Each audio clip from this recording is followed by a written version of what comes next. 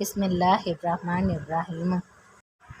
رسول اللہ صلی اللہ علیہ وسلم نے ارشاد فرمایا، قیامت کے دن اللہ جب پہلے آنے والوں اور بعد میں آنے والوں کو جمع کرے گا تو بدعہدی کرنے والے ہر شخص کے لیے ایک جھنڈا بلند کیا جائے گا اور کہا جائے گا یہ فلاں بن فلاں کی بدعہدی کا نشان ہے۔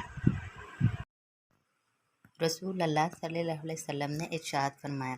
مومن کی مثال جو قرآن کی تلاوت کرتا ہے سنترے کی سی ہے، جس کا مزہ بھی لذیذ ہوتا ہے اور جس کی خوشبو بھی بہترین ہوتی ہے،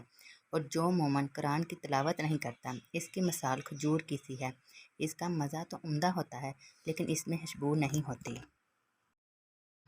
رسول اللہ صلی اللہ علیہ وسلم نے ارشاد فرمایا، جب حضرت نوح علیہ السلام کی وفات کا وقت آیا تو انہوں نے اپنے بیٹے کو وصیت فرمائی، اے میرے بیٹے سبحان اللہ و بحمدہ پڑھتے رہا کرو، اس کی برکت سے اللہ تعالیٰ اپنی مخلوق کو رزق عطا فرماتا ہے۔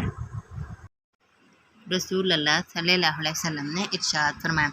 اللہ تعالیٰ فرماتا ہے کہ جب میں اپنے کسی بندے کو اس کے دو محبوب اعضاء آنکھوں کے بارے میں آزماتا ہوں یعنی نابینا کر دیتا ہوں اور وہ اس پر صبر کرتا ہے تو اس کے بدلے میں اسے جنت دیتا ہوں۔ رسول اللہ صلی اللہ علیہ وسلم نے ارشاد فرمایا،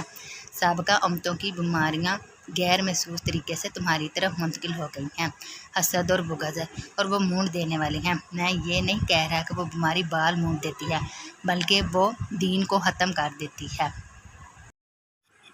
رسول اللہ صلی اللہ علیہ وسلم نے ارشاد فرمایا، جب اللہ تعالیٰ لوگوں کو قیامت کے دن جمع کرے گا تو پکارنے والا پکار کر کہے گا، جس نے اللہ کے واسطے کوئی کام کیا ہو اور اس کام میں کسی کو شریک کر لیا ہو، وہ جس غیر کو اس نے شریک کیا تھا اسی سے اپنے عمل کا ثواب مانگے لے،